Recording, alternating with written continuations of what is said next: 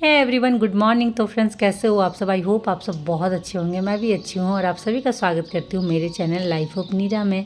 तो जी, कल की बारिश के बाद आज सुबह का मौसम कुछ हमारे यहाँ ऐसा है जो कि काफ़ी सुहाना हो चुका है और आप बाहर का नज़ारा देख सकते हो कितना प्यारा लग रहा है। तो खुशी इस बात की है कि जो थोड़ी बहुत गर्मी लग रही थी या गर्मी आना स्टार्ट हो गई थी वो ख़त्म हो गया है। वापस से बारिश के बाद ठंड लग रही है हमारे यहाँ। तो हमारे यहाँ मौसम का हाल कुछ ऐसा ही रहता है, अगर थोड़ी बहुत भी बारिश हो गई ना तो मौसम बिल्कुल चेंज हो जाता है। तो सच बोलूँ, आज मॉर्निंग में बिल्कुल उठने का मन नहीं कर रहा था, बट मजबूरी भी बोल सकते हो या ये भी बोल सकते हो कि लेट से उठने से फिर रूटीन आपकी इधर उधर हो जाती है। मतलब एक जो आप शेड्यूल बना के चलते हो, एक जो रूटीन बना के चलते हो कि इस टाइम तक हमारे ये सारे काम हो जाने, वो सारा बिगड़ जाता है। और वो मैं नहीं चाहती कि मेरे साथ वैसा हो, क्योंकि बहुत दिक्कत होती है।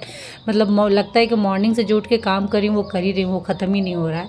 सो मैं जल्दी से उठी, फ्रेश व्रेश होकर मैं सीधे किचन में आ गई थी। तो आते के साथ मैंने बनाया सबसे पहले सब्ज़ी। तो आज मैंने बनाया है कटहल की सब्ज़ी, जो कि काफ़ी टेस्टी बनी है। थोड़ा सा मैं डरी हुई रहती हूँ कटहल की सब्ज़ी जब भी बनाती हूँ, क्योंकि उसमें काफ़ी रिस्क रहता है।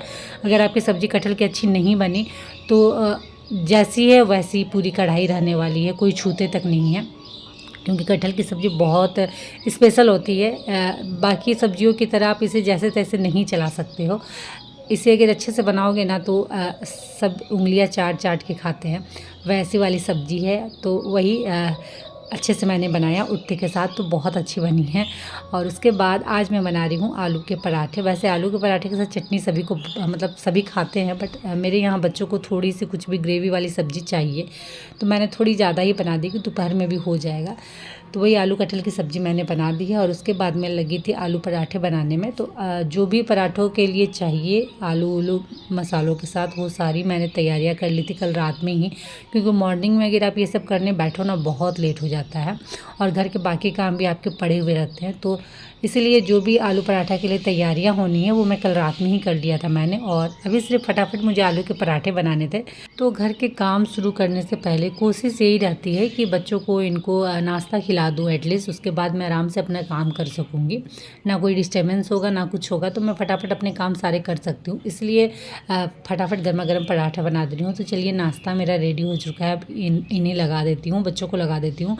तो ये रहा मेरा नाश्ता। साइड में थोड़ा सा मैंने अचार दे दिया है, बीच में है हमारी सब्जी और उसके बाद आलू के पराठे। तो चलिए, नाश्ता वास्ता खिलाने के बाद अब मैं निश्चिंत हो चुकी हूँ अपने घर के सारे काम करने के लिए। अब मुझे कोई डिस्टर्ब नहीं करेगा, क्योंकि बच्चों के पेट भरे हुए हैं और ये भी खा के निकल गए हैं अपने काम में। तो चलिए स्टार्ट करते हैं झाड़ू से।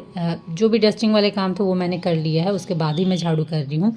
तो चलिए फटाफट झाड़ू कर लेते हैं, उसके बाद फिर पोछा भी लगाना है, तो काफ़ी टाइम जाना है। ये जो झाड़ू पोछे वाले काम है ना, मन तो बिल्कुल नहीं करता है, बट आप इसे स्किप भी नहीं कर सकते हो। हाँ, भले पोछा आप एक आध दो दिन स्किप कर दो, बट झाड़ू वो बिल्कुल स्किप नहीं होने वाली चीज़ है, वो तो करनी ही करनी है जैसे भी। क्योंकि झाड़ू लगाने के बाद ही समझ में आता है कि कितना गंदा हो रखा था घर हमारा। तो फटाफट मैं झाड़ू करती हूँ और उसके बाद घर झाड़ू करने के बाद आज आंगन मुझे पूरा साफ़ करना है। तो चलिए, घर की साफ़ सफाई हो गई थी और उसके बाद मैं आ गई थी अपनी सीढ़ी वाले एरिया में। तो यहाँ एक्चुअली कॉर्नर कॉर्नर में थोड़े बहुत मुझे मकड़ी के जाले दिख रहे थे। वैसे तो पेंट करने के बाद बहुत कम हो गए हैं मकड़ी के जाले, पता नहीं क्या पेंट में क्या रहता है क्या नहीं, मुझे नहीं पता।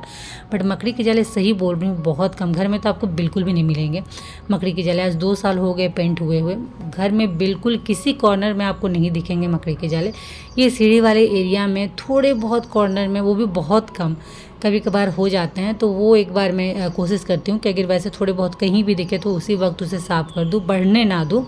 ये छोटी छोटी चीज़ें अगर आप ध्यान में रखोगे ना तो घर आपका हमेशा साफ़ सुथरा रहेगा और वेल मेंटेन रहेगा। ज़्यादा मेहनत आपको करने की ज़रूरत नहीं पड़ेगी अपने घर के पीछे उसकी साफ़ सफाई में। तो चलिए, घर साफ़ हो गया, सीढ़ी वाला एरिया मैंने क्लीन कर लिया है। उसके बाद मैं आ गई थी आंगन में, जो कि काफ़ी गंदा हो रखा था, क्योंकि अभी बीच में जो भी आंधी तूफान जो भी आए ना, उसके बाद आंगन झाड़ू करने का टाइम ही नहीं मिला था। क्या होता है ना, आंगन या तो आप एकदम उठ के मॉर्निंग में करो या घर के सारे काम ख़त्म करने के बाद करो, क्योंकि आंगन में भी काफ़ी टाइम जाता है। काफ़ी गंदा हो रखा रहता है और डेली नहीं हो पाता है। मैंने ट्राई किया है बट डेली नहीं हो पाता। घर के इतने सारे काम होते हैं ना कि काफ़ी टाइम निकल जाता है, उसके बाद फिर आंगन झाड़ू करने का मन बिल्कुल भी नहीं करता है। तो इसलिए बीच बीच में करती हूँ। तो बहुत गंदा हो गया था। तो अभी इसे साफ़ करना बहुत ज़्यादा ज़रूरी था, क्योंकि खुद को देख के अच्छा नहीं लग रहा था, आंगन इतना ज़्यादा गंदा हो रखा है। तो वही मैं साफ़ करने आ गई थी आंगन। और सबसे अच्छी बात ये थी कि हवा नहीं चल रही थी, जिसकी वजह से मुझे बहुत हेल्प हो रही थी। क्योंकि कई बार ऐसा होता है ना कि हवा काफ़ी ज़ोरदार चलती है, तो झाड़ू जो हम करते हैं वो वापस रिटर्न से हमारे तरफ आती है, तो बहुत दिक्कत होती है वैसे में झाड़ू करने में। और आंगन में ऐसा होता था, बीच में बहुत ज़्यादा हवाएं चल रही थी, तो उसकी वजह से आंगन साफ़ करना बहुत मतलब इम्पॉसिबल हो चुका था। झाड़ू करने हम आते, लेकिन इतनी ज़्यादा हवा चलती कि वापस से जो भी हम जमा करते गंदा, वो पूरे आंगन हो जाता था। तो आज वो चीज़ नहीं है। और आंगन थोड़ा भींगा हुआ भी है, तो डस्ट उतने उड़ नहीं रहे हैं, आराम से मैं साफ़ कर ले रही हूँ। प्रॉब्लम ये होती है हमारे आंगन में कि पत्ते बहुत गिरते हैं, उसकी वजह से थोड़ा गंदा ज़्यादा दिखता है। ऐसे नॉर्मल डस्ट हो, धूल मिट्टी हो, तो वो तो आप क्लीन कर लो, बट इतने ज़्यादा पत्ते हो जाते हैं जिसकी वजह से थोड़ा सा दिक्कत होता है। तो वही मैं इन्हें फटाफट साफ़ कर देती हूँ।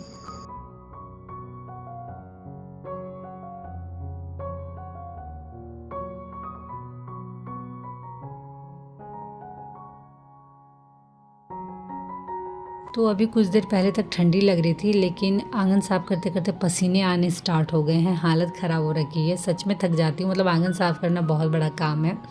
तो हालत ख़राब हो रखी है, क्योंकि घर के इतने सारे काम करके वापस मैं अभी आंगन साफ़ करने में लगी हुई हूँ। और ये भी ज़रूरी था, क्योंकि सच में आंगन बहुत ज़्यादा गंदा हो रखा था। और बहुत ख़राब लगता है कि कोई अगर बाई चांस आ रहे हो और आंगन आपका इतना गंदा, तो बहुत ज़्यादा ही ख़राब लगता है। घर आप कितना भी चमका लो और बाहर का एरिया ही आपका इतना गंदा है, तो फिर वो कोई काम का नहीं है। लोग भी बोलेंगे कि अंदर इतना चमका के और बाहर इतना ज़्यादा गंदा। वैसे भी first impression is last impression. आते के साथ अगर उन्होंने आंगन इतना गंदा देख लिया, तो घर चमका के कोई फ़ायदा नहीं है। तो इसीलिए कोशिश तो यही रहती है कि बीच बीच में आंगन को साफ़ कर लूँ। जब पॉसिबल नहीं हो पाता, बहुत ज़्यादा थक जाती हूँ, तभी मैं छोड़ देती हूँ। तो इसीलिए कुछ दिन से आंगन छोड़ा हुआ था, बट कोई नहीं, आज मैंने पूरे आंगन को चमका दिया है। घर की तरह आंगन भी आज मेरा चमक रहा है। थोड़ी सी मेहनत भली लगती है, लेकिन घर आंगन बाहर सब तरफ चमक गया है। लेकिन मैं बहुत ज़्यादा ही थक गई हूँ। तो सबसे पहले तो हाथ पैर धोते हैं और उसके बाद चलते हैं, थोड़ा सा पूजा के लिए फूल ले लेते हैं, क्योंकि नहाने से पहले ही पूजा के फूल तोड़े जाते हैं। तो वो मैं ले लेती हूँ, क्योंकि अभी सीधे यहाँ से नहाने जाऊँगी, क्योंकि घर के सारे काम मेरे ख़त्म हो चुके हैं। घर के अंदर की क्लीनिंग हो गई, सीढ़ी वाले एरिया की क्लीनिंग हो गई, बचा हुआ था ये आंगन। तो ये आंगन भी मैंने साफ़ सुथरा कर लिया। और हमारे आंगन में थोड़े बहुत हमने फूल लगाए हैं, तो पूजा के लिए हमारे लिए इनफ है, हो जाते हैं, क्योंकि डेली हम घर में पूजा करते तो थोड़े बहुत फूल चाहिए ही है। तो वही मैंने फूल तोड़ा और उसके बाद पूजा पाठ करने के बाद वापस मैं आ गई थी किचन, क्योंकि दोपहर के खाने की तैयारी करनी थी। तो दोपहर में क्या बनाना है वो मैंने सोच लिया था, क्योंकि ये भी एक बहुत बड़ा हेडेक है बोलिएगा तो। क्या बनाए काफ़ी सोचना पड़ता है। तो वो मैंने सोच लिया था, तो उस हिसाब से मैंने प्लानिंग भी कर ली थी। ये सारा प्रोसेस भी जो मैंने कटिंग शटिंग वाला है वो कर लिया था। तो दाल भात मैंने बना लिया है। अभी मुझे बनानी है साग, प्याज की साग। तो प्याज को मैंने कट करके पानी में डाल दिया था धोने के लिए। वैसे 2-3 पानी मैंने धो दिया है, लेकिन फिर भी एक गमले में पानी डाल के मैंने डाल दिया था, क्योंकि थोड़े बहुत धूल कंकड़ हो तो वो नीचे बैठ जाए। तो चलिए फटाफट बनाते हैं साग। और इसी के साथ अब वक्त हो गया है इस वीडियो को यहीं एंड करने का। तो चलिए फ्रेंड, इस वीडियो को मैं करती हूँ यहीं एंड, और उम्मीद करती हूँ कि आज का वीडियो आप लोगों को अच्छा लगा हो। तो अच्छा लगा हो फ्रेंड तो फटाफट लाइक करिए, शेयर करिए, और अगर चैनल में नए आए हो तो प्लीज़ चैनल को सब्सक्राइब कर लीजिए। तो अपना प्यार और सपोर्ट मेरे साथ ऐसे ही बनाए रखिएगा, और मैं कोशिश करूँगी कि आप लोग के लिए रोज़ अच्छे नए नए वीडियो लाती रहूँ। तो चलिए आज के लिए इतना ही, मिलते हैं नेक्स्ट ब्लॉग में। तब तक के लिए बाय, और आप सब अपना ख्याल रखिएगा।